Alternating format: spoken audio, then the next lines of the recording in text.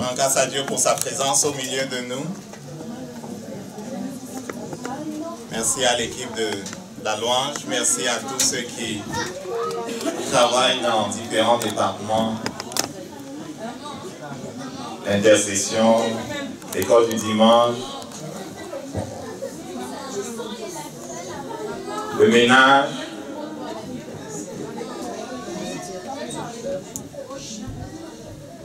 la vidéo, la sono, les médias en fait. Merci pour tes prières. On a besoin de prier les uns pour les autres parce que Dieu a besoin de nous pour faire de croire dans la vie des uns et des autres. Et ce matin encore, il est bon avec nous. Nous allons continuer d'avancer avec dès l'autre jour. L'autre jour, on parlait de comment entrer dans la dimension de Dieu. On se rendait compte que le Père a mis à notre disposition et Jésus a pris le temps de nous montrer quelque chose qui va nous aider à nous approcher plus de Dieu, à entrer dans l'intimité avec Dieu. Alors cette année est placée sous le thème d'une église qui triomphe par la foi. Nous voulons prendre le temps de connaître non seulement les différents types de prières qui existent, mais aussi savoir à les différents niveaux auxquels on prie. Parce que Jésus-Christ a enseigné ses disciples dans cette direction. Le Saint-Esprit a poursuivi après en enseignant l'Église dans cette direction-là. Et c'est dans cette direction que nous voulons aller. Ce n'est pas un nouvel évangile, c'est simplement l'évangile du royaume. Et si c'est nouveau pour certains, c'est simplement parce que ce n'est pas tous qui veulent recevoir tout ce que le Père a à offrir. Et à propos de cela, cette semaine, j'étais en méditation. Je me posais la question, pourquoi est-ce qu'un homme ou une femme peut arriver à cette place où elle sait qu'il y a plus, mais elle se satisfait de là où elle se trouve? Comment cela peut se faire que je sais qu'il y a plus et je me satisfais de là où je me trouve? Et en méditant, le Saint-Esprit semblait me dire, et je pensais la vérité à quelque part, pour beaucoup, ils ne veulent même pas chercher plus. Est-ce que vous avez déjà vu certains de ces dirigeants-là qui ont des hommes de main à qui ils demandent de faire quelque chose? Et quand les hommes de main veulent leur expliquer les détails de comment ils ont fait pour arriver à leur but, ils disent « je ne veux pas savoir ». Vous savez que des gens qui ne veulent pas savoir les détails, pourquoi? Parce qu'ils ne veulent pas avoir des cas de conscience. Parce qu'ils savent que ça n'est pas bon, ce que tu as fait de toute façon. Il ne veut pas savoir, il veut garder sa paix. Il ne veut pas être troublé si jamais cela rebondit. Et beaucoup de chrétiens, me disait le Saint-Esprit, sont un peu dans cette place où ils ne veulent pas chercher Dieu de tout leur cœur. Ils ne veulent pas chercher la vérité de Dieu de tout leur cœur. Un peu comme ces dirigeants qui disent « je ne veux pas savoir ». Ils savent qu'à partir du moment où tu sais, Dieu te tient responsable. Mais je suis là pour dire à quelqu'un, je ne parle pas seulement à vous, quand je prêche ici, ce n'est pas seulement on le met sur YouTube, je prêche même à ceux qui vont le regarder sur YouTube. Je dis à ceux qui sont de l'église de Jésus-Christ et qui pourraient être tentés par ce piège qui vient de la part du diable, qui consiste à dire, je ne veux pas savoir plus, je ne veux pas chercher de tout mon cœur, pour ne pas être tenu responsable, pour ne pas être obligé d'être comme placé dans la position par le Saint-Esprit où je dois décider. C'est ça que les gens ne veulent pas. Ils ne veulent pas être coincés par le Saint-Esprit dans une place où ils vont être obligés de décider et de changer. Les gens ne veulent pas changer. Ils aiment leur vie telle qu'elle est. C'est pour ça qu'ils disent, je ne veux pas savoir. C'est pour ça qu'ils disent, quand ils lisent cette parole, qu'ils disent, si vous me cherchez de tout votre cœur, vous allez me trouver. Ou si vous cherchez à connaître la vérité à propos de tel sujet, vous allez la connaître. Si vous cherchez de tout votre cœur, vous allez la connaître. Certains disent, je suis mieux de ne pas commencer à chercher. C'est pour ça que dans certains lieux, on disait que tu vas commencer à lire la Bible comme cela, tu vas devenir fou. Certains ne veulent même pas lire. Pourquoi? Parce que quand tu commences à chercher de tout ton cœur, le Saint-Esprit te montre. Et quand le Saint-Esprit te montre, tu es mis en demeure d'agir. Mais je suis là pour dire à quelqu'un que ton excuse ne tiendra pas devant le trône. Tu ne diras pas au Père, je ne savais pas. Tu ne diras pas au Père, parce que tu t'es placé dans la position de ne pas savoir que je ne savais pas. C'est lame excuse. C'est une excuse bancale, c'est une excuse faible. Ça ne va pas tenir.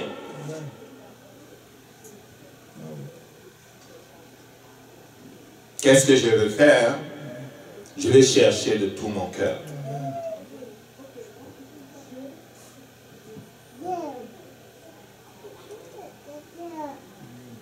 Je vais chercher de tout mon cœur. Et celui qui cherche de tout son cœur trouve. À propos du Saint-Esprit, celui qui cherche de tout son cœur trouve c'est quoi la vérité. À propos des miracles, des dons, des signes, celui qui cherche de tout son cœur trouve c'est quoi la vérité. On ne peut pas dire qu'il y a beaucoup qui s'en vont faire des miracles et des signes avec la puissance du diable et dont je ne veux rien savoir quand on parle de Saint-Esprit, de puissance et puis de guérison. C'est lame excuse.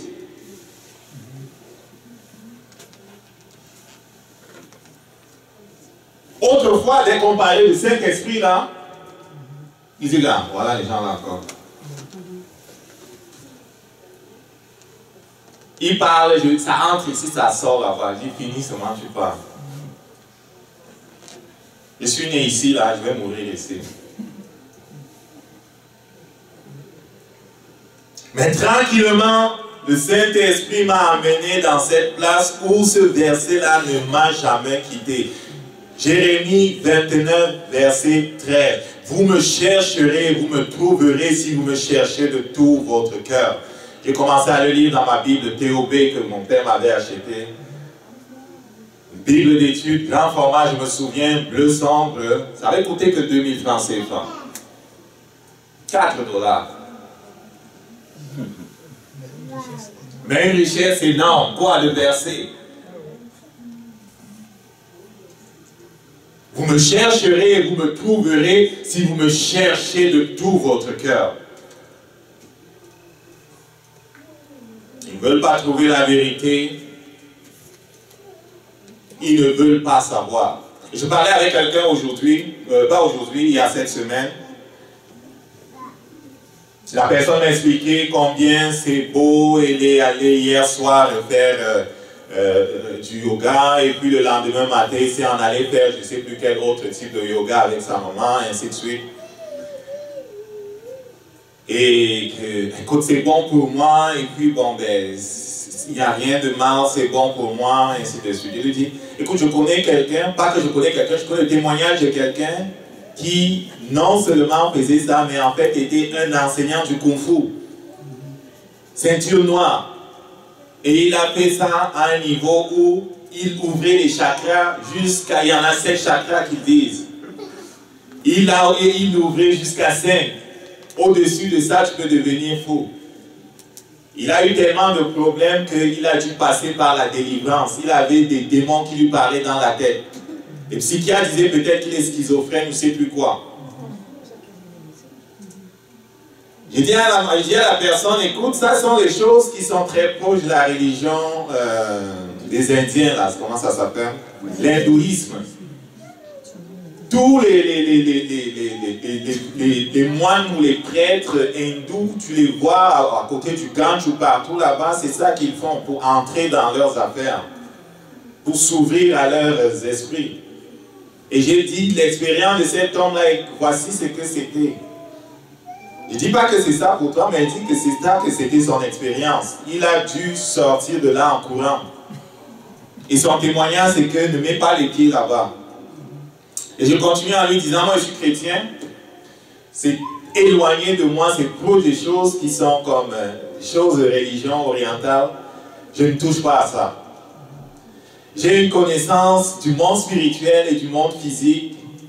Je sais qu'il y a des esprits et je sais que, oui, on va dire que le fait que ce n'est que des pauses, ce n'est rien.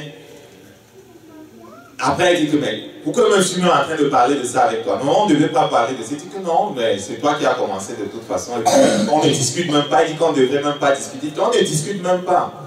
On est simplement en train de changer. On n'est pas en train de lutter là.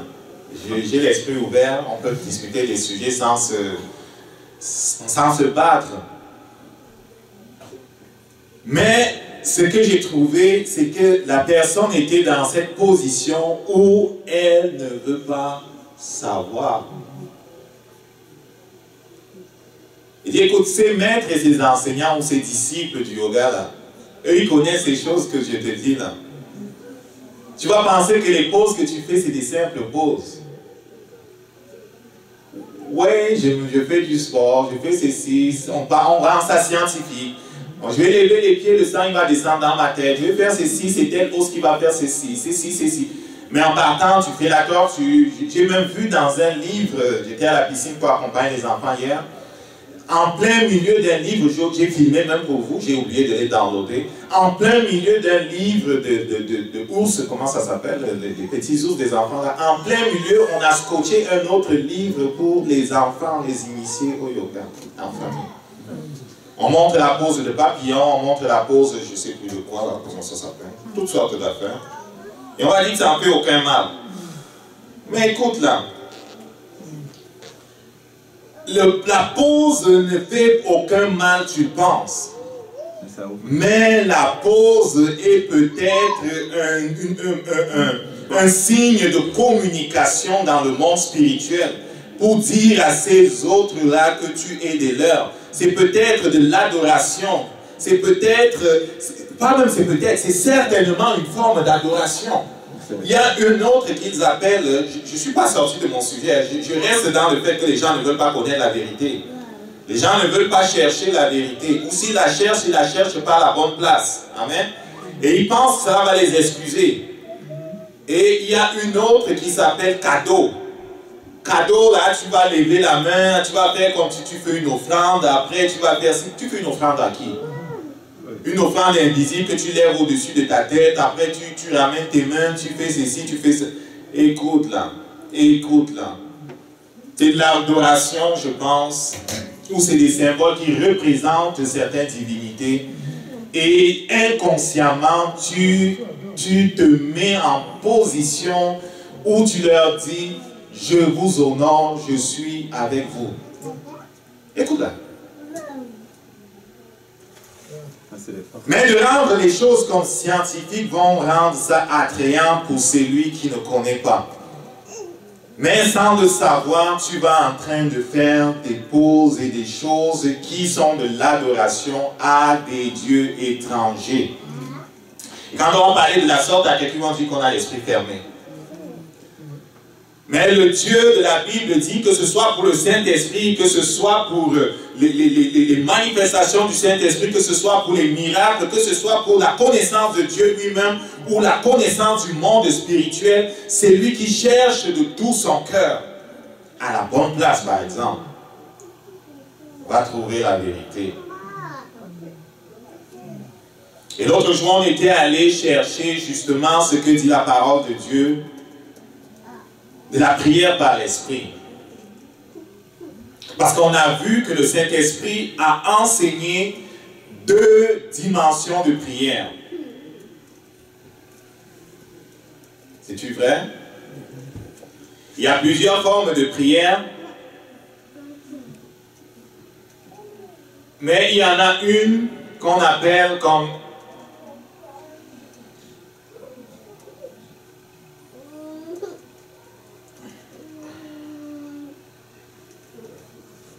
il y a plusieurs formes de prière. Rapidement, l'action de grâce, l'adoration, la louange, la supplication, la prière d'accord, la demande ou la requête, la prière d'autorité, l'intercession et bien d'autres. Et on a vu que ces différentes formes de prière, selon 1 Corinthiens 14, versets 14 à 15, peuvent s'exercer à 2 niveaux. Peuvent s'exercer par l'intelligence, peuvent s'exercer par l'esprit. Et l'esprit ici n'est pas le Saint-Esprit, petit que c'est notre esprit. Donc on peut prier par notre esprit, on peut prier par notre intelligence. Pour rappel, l'homme c'est un esprit, il a une âme, il a un corps. Et selon l'enseignement du Saint-Esprit, Jésus-Christ et tous ceux qui descendent de Jésus-Christ ont le privilège de prier à deux niveaux. C'est le privilège des chrétiens de prier par l'intelligence et par l'esprit, par le Saint-Esprit. Et celui qui veut vivre pleinement ne devrait pas mépriser ces choses-là.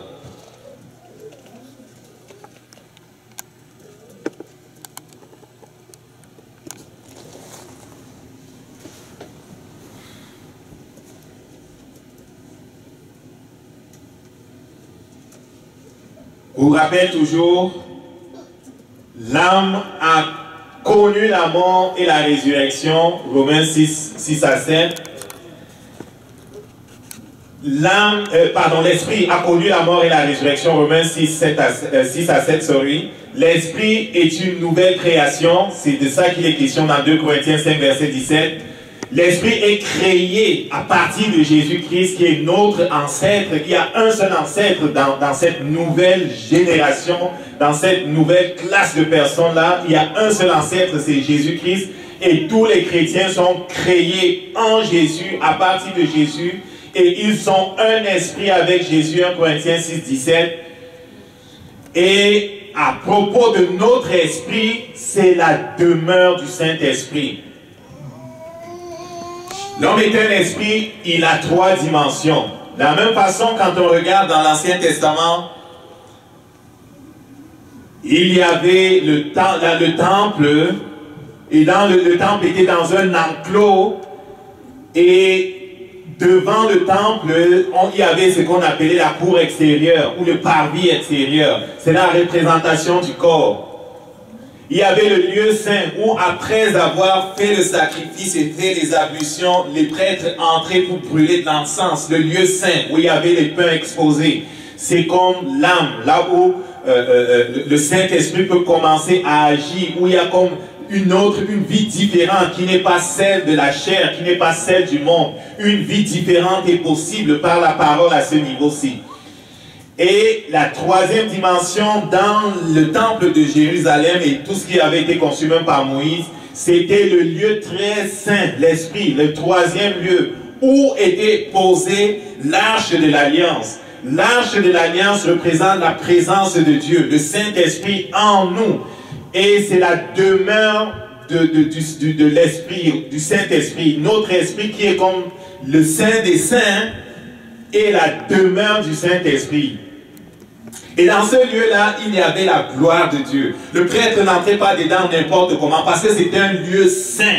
Il y avait le feu de Dieu qui était constamment sur l'alliance. Une gloire qui n'était pas allumée par les hommes, mais c'était carrément une gloire. Il y avait des représentations des chérubins. C'était la représentation du trône de Dieu. C'est vraiment la demeure du Saint-Esprit, notre esprit. Donc le Saint-Esprit, quand il vient en nous, il habite dans notre esprit. Mais il ne vient pas là pour se coucher et dormir. Il vient pour faire de quoi? Et 1 Corinthiens 12 nous parle de certaines manifestations du Saint-Esprit auxquelles un chrétien en bonne santé doit s'attendre, doit rechercher et ne doit pas avoir peur.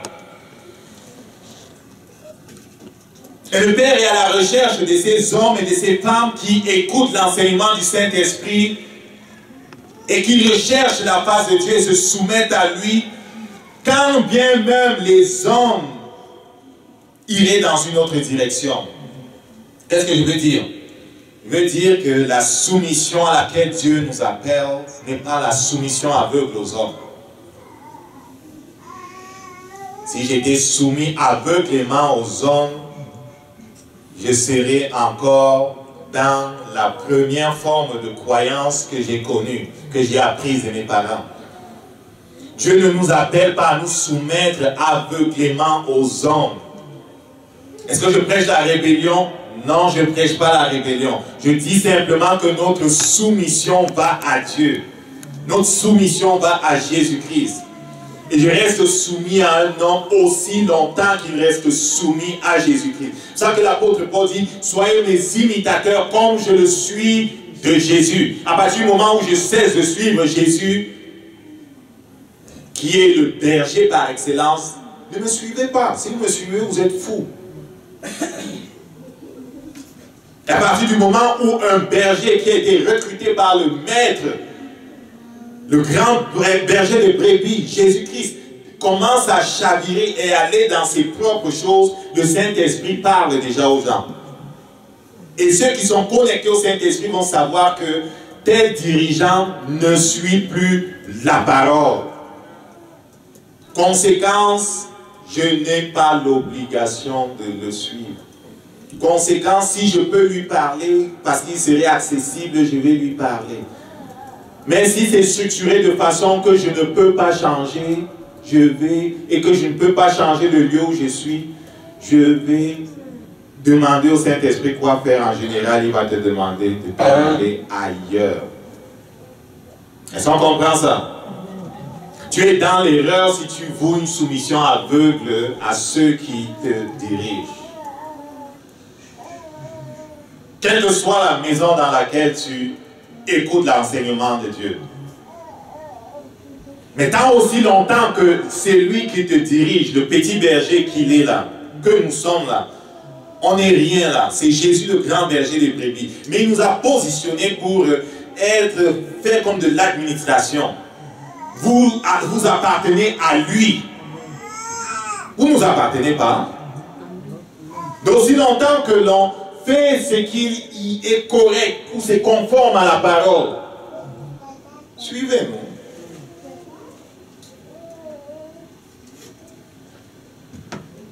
Donc le Saint-Esprit ne vient pas pour s'endormir et se coucher en attendant le retour de Jésus.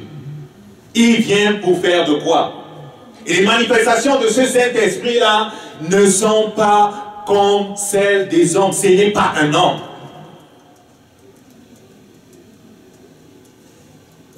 Et certains continuent de s'attendre à ce que Dieu se comporte comme un homme.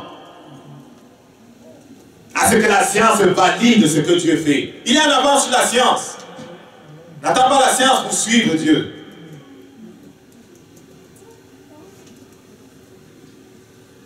Il est à des années-lumière de la science. Ils disent qu'ils ont des ordinateurs.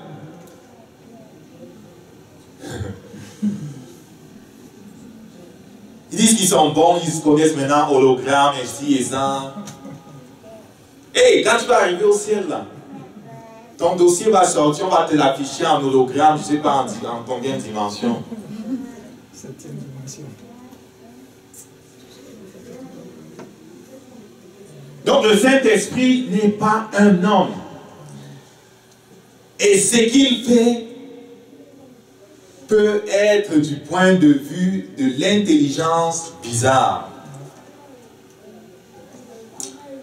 Vous savez, quand on voit le témoignage qui est rendu du roi Saül dans la parole, il est dit par le Saint-Esprit qu'il avait été changé en un autre homme. Quand le Saint-Esprit était venu sur lui, on se souvient? Il avait été changé en un autre homme. Le Saint-Esprit qui vient sur nous, nous change en un autre homme. On devient comme Jésus. Il y a des manifestations qui sont comme du point de vue toujours de l'intelligence bizarre. Vous savez, le Saint-Esprit a dit, l'homme naturel ne reçoit pas ce qui vient de l'Esprit de Dieu. Pour lui, c'est une folie. Il ne peut pas le recevoir, car c'est spirituellement que l'on en juge. Si je ne m'abuse, c'est 1 Corinthiens 2, verset 18. On peut vérifier. Et dans 1 Corinthiens 1 et 1 Corinthiens 2, justement, il est question de la sagesse de Dieu comparée à la sagesse des hommes. Et de ce que Dieu a choisi les choses folles pour sauver le monde. En sorte que les gens de ce monde vont toujours être, parce qu'ils sont assis dans leur orgueil, dans la position, ils ne seront pas capables de recevoir ce que Dieu donne.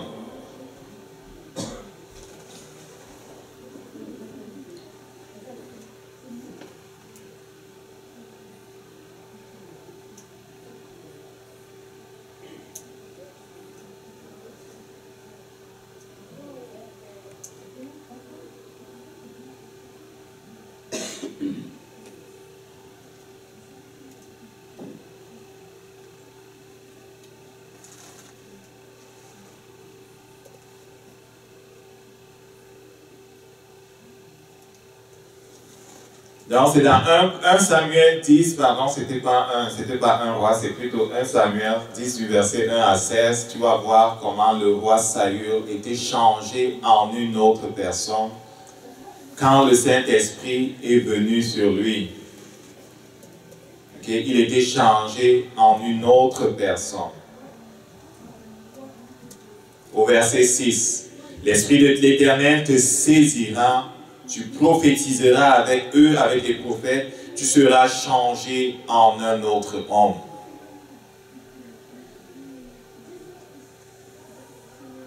Et quand le Saint-Esprit te change en un autre homme, tu fais des choses spéciales.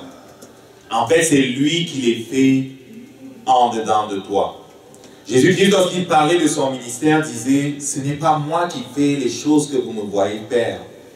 C'est le Père qui est en moi qui fait ces œuvres-là. C'est la même chose pour le chrétien. Le Saint-Esprit vient en nous pour faire les choses à travers nous. C'est pour ça qu'il dit, voici les miracles qui accompagneront ceux qui auront cru. En mon nom, ils chasseront des démons. Ils parleront des nouvelles langues. S'ils boivent quelques breuvages mortels, cela ne leur fera aucun mal. Ils imposeront les mains aux malades et les malades seront guéris. Ça, ce n'est pas naturel. C'est pour ça qu'il dit miracle. Ce n'est pas naturel, toutes ces choses qui sont listées dans Marc 16, à partir du verset 15 jusqu'à 18, et qu'on peut lire jusqu'à 20, pour comprendre qui il était. Parce qu'au verset 20, on dit que Jésus lui-même confirmait par des signes et des prodiges la parole qui était annoncée. C'est qui le fait? C'est Jésus en nous. Jésus en nous, c'est qui? C'est le Saint-Esprit. Donc la vie à laquelle Dieu nous appelle est celle où le Saint-Esprit règne. Et le Saint-Esprit ne régnera pas parfaitement en toi ou n'agira pas parfaitement en toi si tu méprises ses œuvres. Et l'une des œuvres du Saint-Esprit, ce sont les langues. Ce n'est pas nous qui avons inventé ça. C'est pour ça que quelqu'un a dit, si quelqu'un a un problème avec le parler en langue, qu'il blâme Jésus. C'est Jésus qui l'a inventé. Dans 1 Corinthiens 13, on en parle comme étant la langue des anges. Au ciel, on parle pas l'anglais. On parle pas le français au ciel.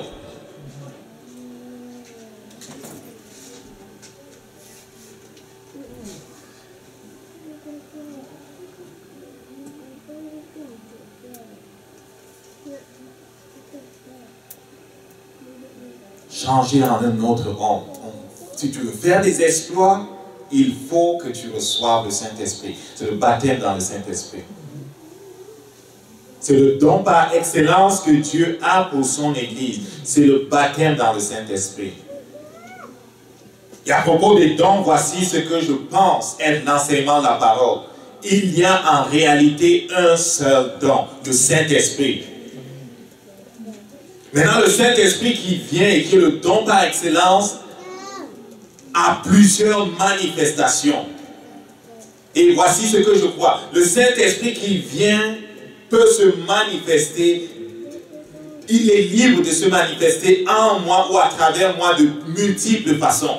Et donc, si je l'ai reçu, potentiellement, je peux guérir les malades. Je peux prophétiser. Je peux apporter une parole de sagesse. Potentiellement, écoutez-moi bien, je peux apporter une parole de connaissance. Potentiellement, je peux manifester la foi miraculeuse. Potentiellement, je peux faire des prodiges et des miracles. Et quand je dis je peux, on comprendra que, en fait, c'est lui qui le fait en moi. C'est une figure de style, quoi. Où la partie est utilisée pour appeler, en fait, le tout. Et la partie, c'est qui? C'est moi. Le tout, c'est qui? C'est lui et moi. Ou lui en moi. Je ne sais plus si c'est la litho, tout c'est quoi là, en tout cas. Je n'ai pas révisé en venant. C'est pas grave. C'est pas grave, on comprend, n'est-ce pas? Oui. Donc, il y a en réalité un seul don et on doit chérir le don. Parce qu'on dit, Père, tu as quelque chose à offrir, je veux ce que tu as à offrir. Le drame de plusieurs, c'est qu'ils disent que je n'ai pas besoin de ça pour être sauvé. Je suis déjà né de nouveau. Je suis en route pour le ciel. Kumbaya, kumbaya. Il pose encore la question, est-ce que si je ne suis pas baptisé dans le Saint-Esprit, est-ce que je ne vais pas aller au ciel? Non, tu vas aller au ciel. Tu vas même peut-être aller très vite au ciel. Ah oui, c'est vrai. Parce que si Satan t'attaque, tu ne sauras pas comment te défendre. À moins que tu aies dans ta famille des gens qui savent c'est quoi prier par l'Esprit et prier avec autorité. Tu vas partir vite, mon ami.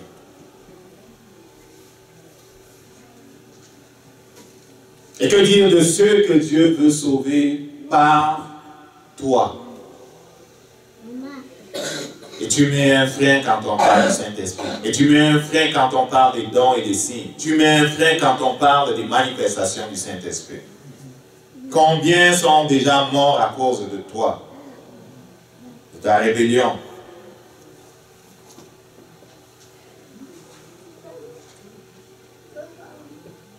Le prophète Élie a été changé en un autre homme. 1 Roi 18. On va finir avec celui-là avant d'aller comment on reçoit. Et on va essayer de montrer la simplicité de ces choses-là. Dans 1 Roi 18, le dernier verset, qu'est-ce qui se passe dans 1 Roi 18? Le prophète Élie confronte les prophètes de Baal, de l'épouse du roi Akab d'Israël. Elle avait une multitude de prophètes de Baal, des prophètes de la déesse Asherah aussi, une multitude. Et ils sont en confrontation et par le Saint-Esprit, il les vainc et la condamnation tombe sur eux, il les fait comme tuer. Et ça se passe au mont Carmel. La maison du roi Akab se trouve à Jizréel, verset 45. Le prophète Élie dit au roi, parce qu'il y avait eu une sentence qui était tombée sur le royaume, la pluie n'était pas tombée sur le royaume depuis 3 ans, il dit, maintenant j'ai prié que la pluie revienne et c'est en train de revenir, prends ton cheval et va-t'en, rentre chez toi parce que sinon la pluie va te bloquer. Ok? Au verset 45, il dit, déjà de tous les côtés le ciel s'obscurcissait, d'épais nuages poussés par le vent de tempête. Soudain, une pluie torrentielle se mit à tomber. Akab monta sur son char pour partir à Jizréel. Ils sont au mont Carmel, il doit rentrer à Jizréel. Au verset 46, le Saint-Esprit dit, rempli de force par l'Éternel. Ça, c'est le Saint-Esprit qui le fait ça. C'est encore une façon. Dieu ne fait rien par le Saint-Esprit, on l'a déjà compris, n'est-ce pas? Donc, rempli de force par l'Éternel, la puissance du Saint-Esprit, Élie serra sa ceinture autour de ses reins et courut devant le char du roi Akab jusqu'à l'entrée de Jizréel. L'autre est en char distracté par des chevaux et l'autre court à pied et il arrive avant le roi.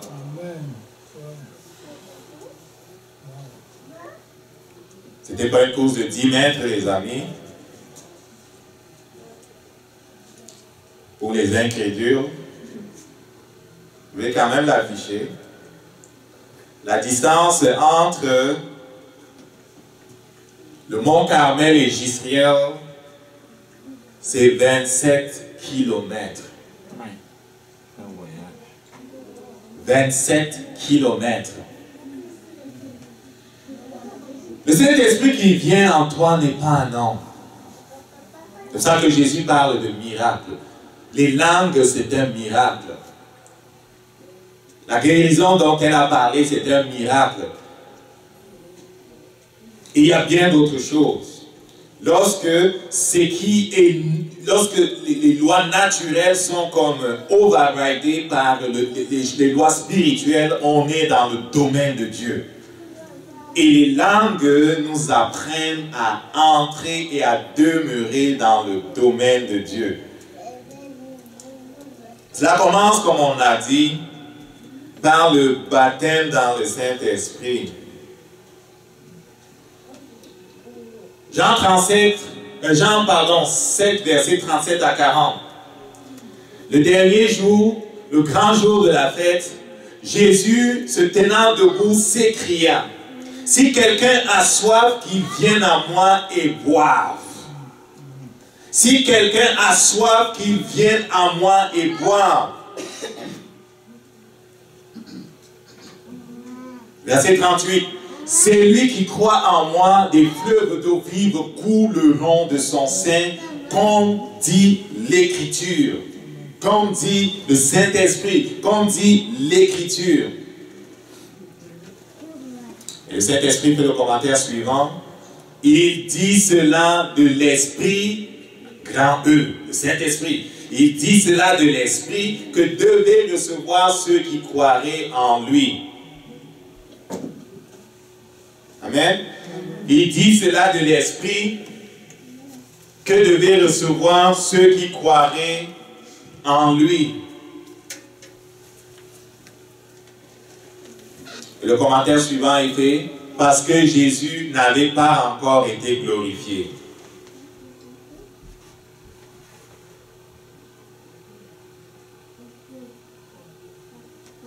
La clé c'est ici. Si quelqu'un a soif.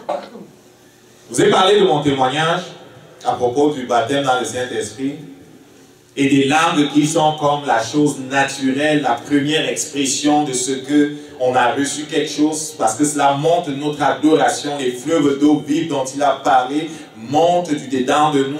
Vous avez parlé de mon témoignage, je cherchais et je savais que c'est ça, ce que Dieu a pour son peuple. Et selon sa promesse, il a mis cette soif en moi. Je mettrai dans vos cœurs le désir de me connaître comme Dieu. Il a mis cette soif en moi.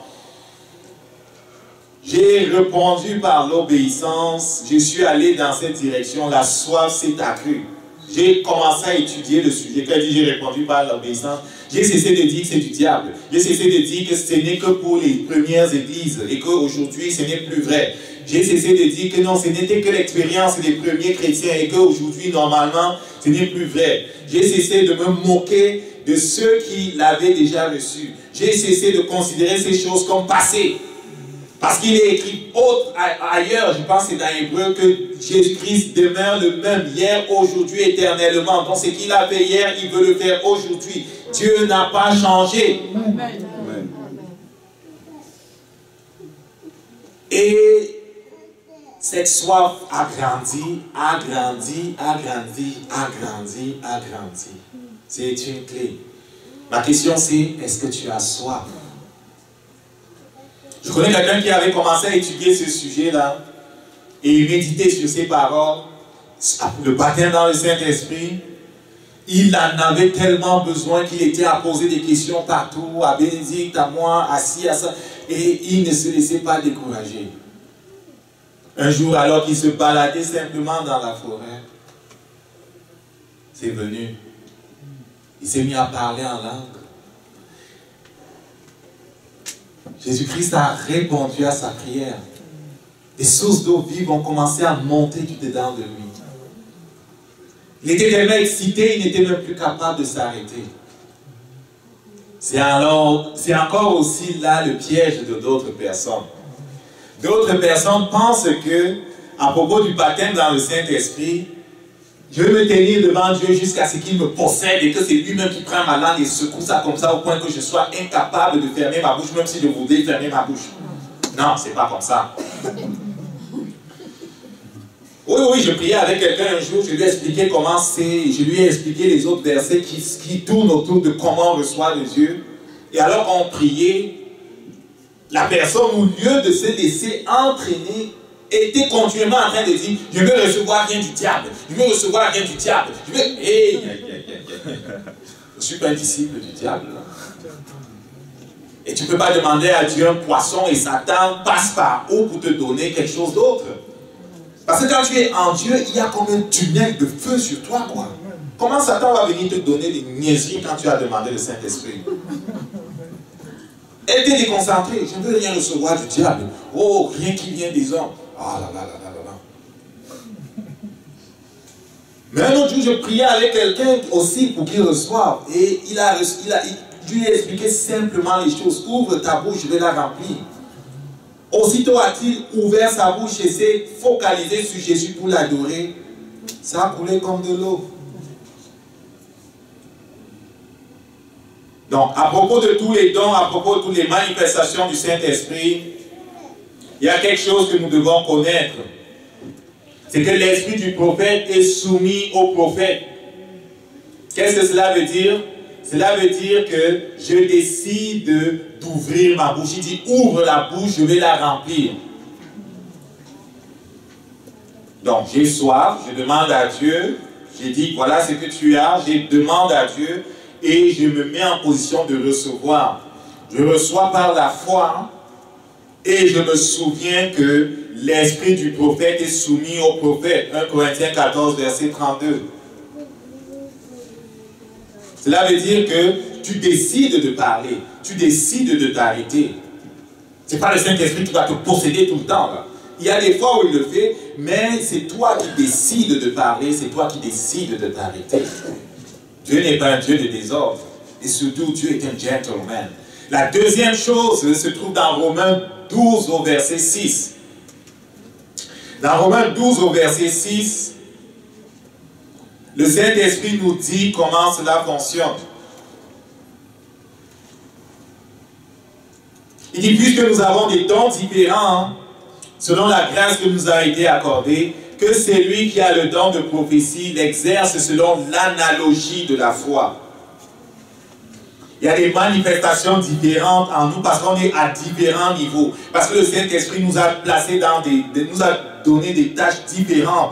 On a le même Saint-Esprit, on est appelés tous à le manifester, mais on ne commence pas tous de la même façon. Oui, on commence tous par les langues, par exemple, parce que les langues, c'est comme la première expression. Tous, on commence par les langues parce que ça nous aide à développer notre intimité avec Dieu. On commence tous par les langues parce que les langues, c'est comme le portail pour aller dans le surnaturel. C'est comme le portail pour aller dans plus. On commence tous par les langues, mais pour ce qui est des autres expressions, c'est comme différemment selon notre appel, selon notre soif, selon notre faim, que les autres manifestations vont se mettre en place. Mais que ce soit pour la prophétie, que ce soit pour les miracles, que ce soit pour les langues ou pour n'importe quoi qui est une manifestation du Saint-Esprit, c'est selon l'analogie de la foi qu'on la pratique. C'est pour ça que celui qui parle en langue doit savoir qu'il doit le faire par la foi.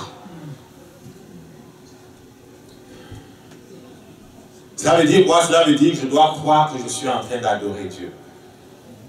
Je dois savoir que je suis devant Dieu. Je dois savoir que c'est le Saint-Esprit qui en moi met comme une marque spéciale sur les syllabes qui sortent de ma bouche. L'esprit du prophète est soumis au prophète. Je décide de parler, je décide de ne pas parler. Je décide de chanter, je décide de louer en intelligence. Je décide de prier en intelligence. C'est moi qui décide. Mais on n'est jamais déconnecté de la foi. C'est selon la mesure de la foi que l'on prophétise, que l'on parle en langue, que l'on fait tout.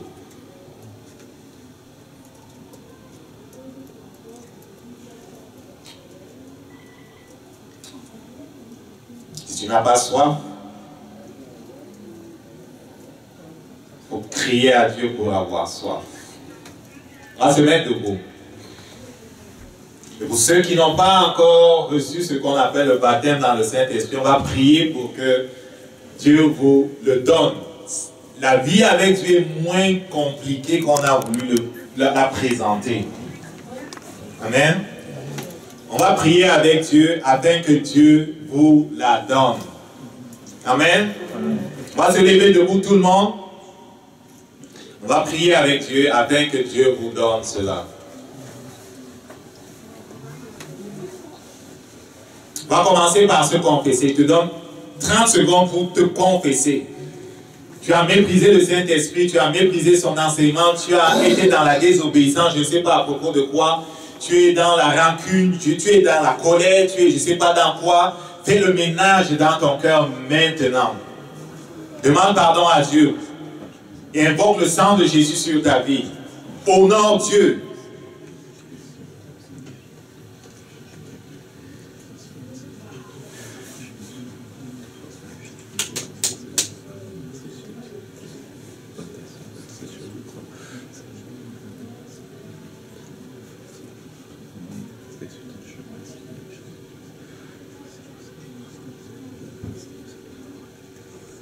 Amen.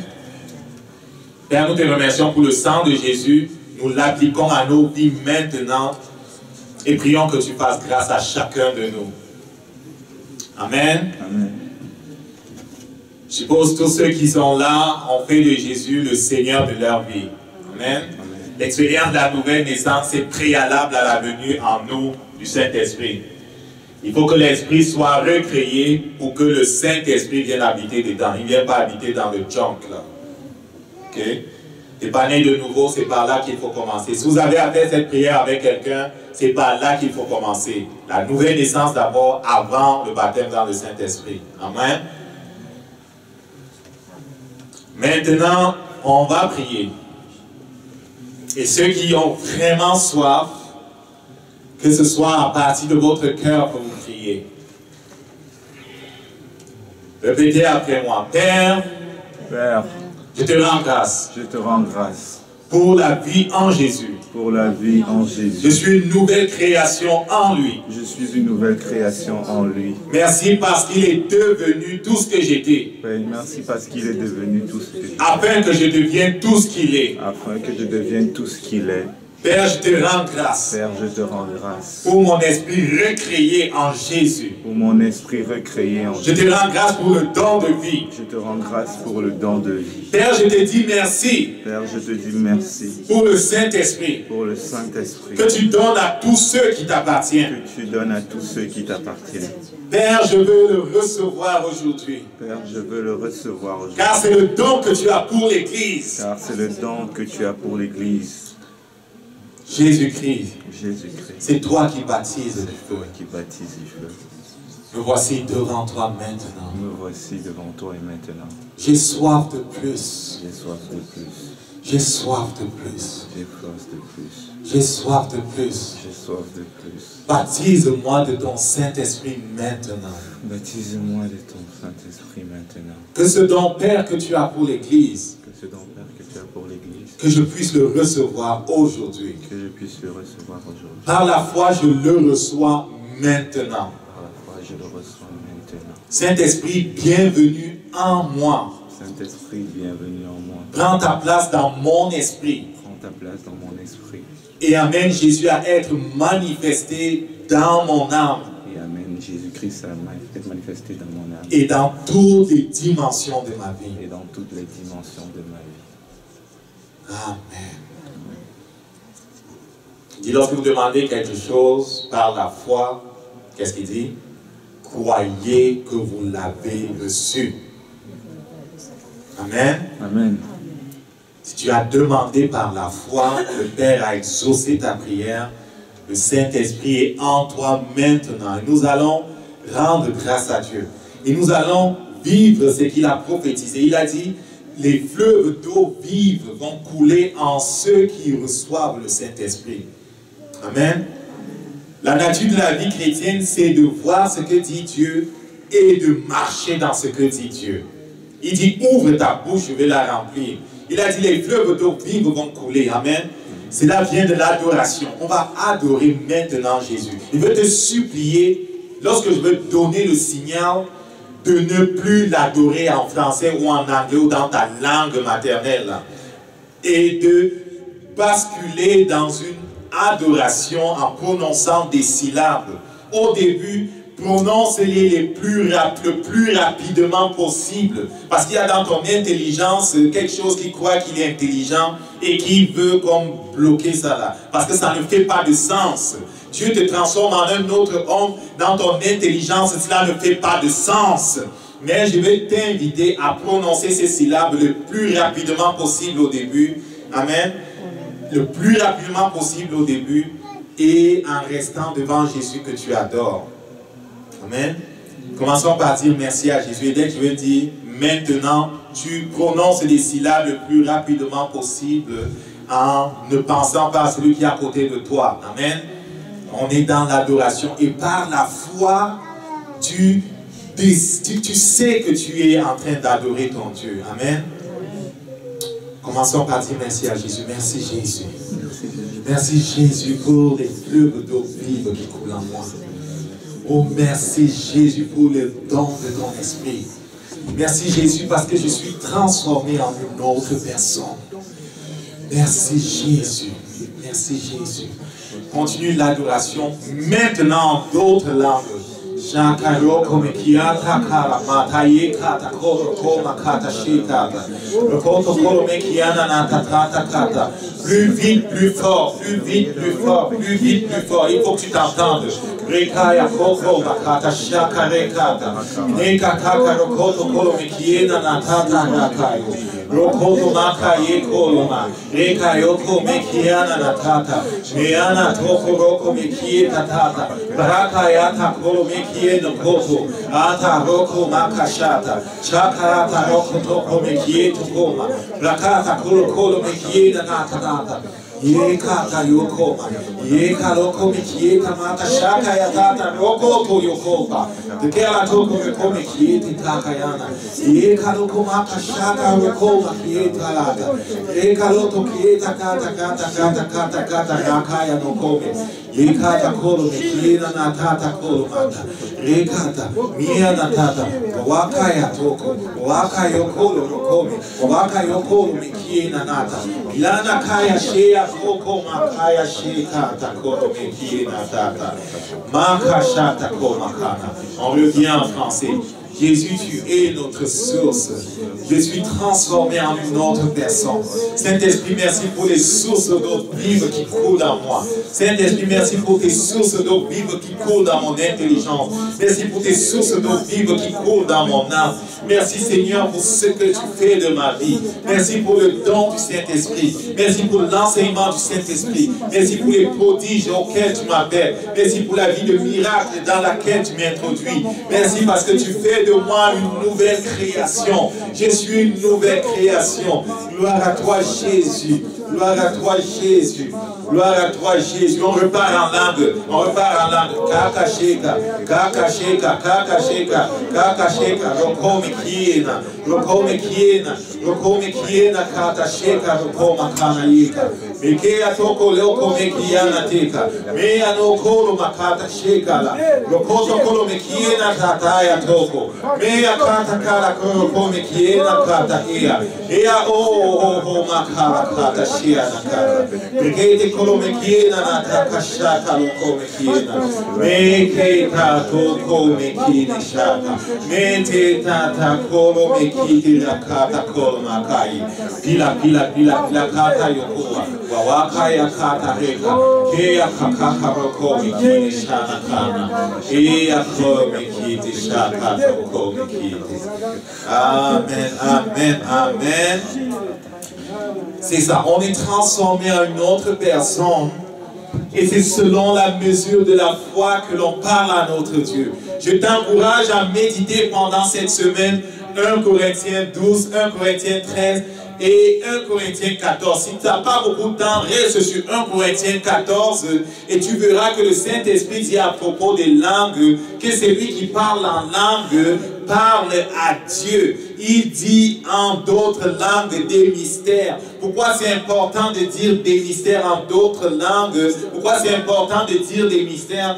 Parce qu'il y a des choses qui sont dans le cœur de Dieu que ton intelligence n'est pas encore capable de recevoir. Au moins en langue, tu peux le dire dans la foi. Au moins en langue, tu peux l'exprimer et déplacer dans le monde spirituel ces choses en faveur de ta famille, en faveur du monde, en faveur de ta propre vie.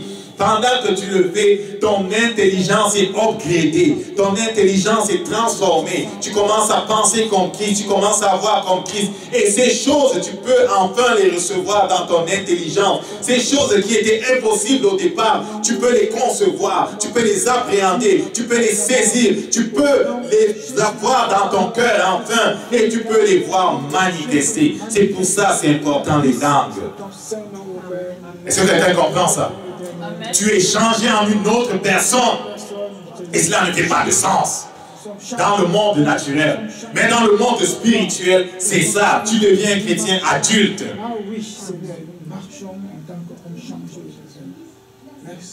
Amen.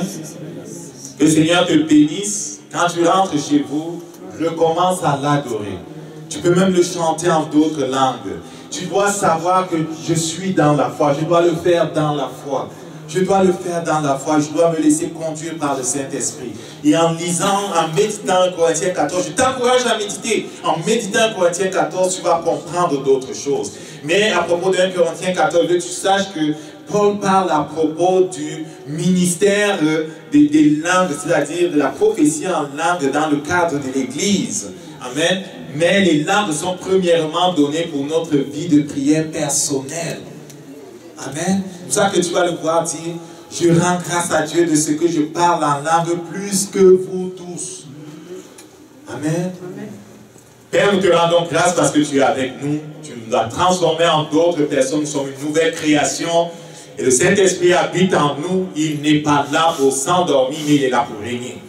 Le règne du Saint-Esprit commence par la soumission de notre volonté à ta parole, par la recherche, Seigneur, constante de ta volonté, par la soumission de tout ce que nous avons dans notre âme à ta parole et ce que nous décidons de faire, Père. Merci de régner en nous, merci de régner à travers nous, merci de régner dans nos familles, merci d'être vivant et puissant, Seigneur, cette semaine. Merci de glorifier ton nom. Nous te bénissons parce que tu es vivant, tu règnes. Gloire à toi, Jésus, pour la vie que nous avons en toi. Amen. Bon dimanche, bonne semaine. À mercredi pour la prière ou l'étude biblique.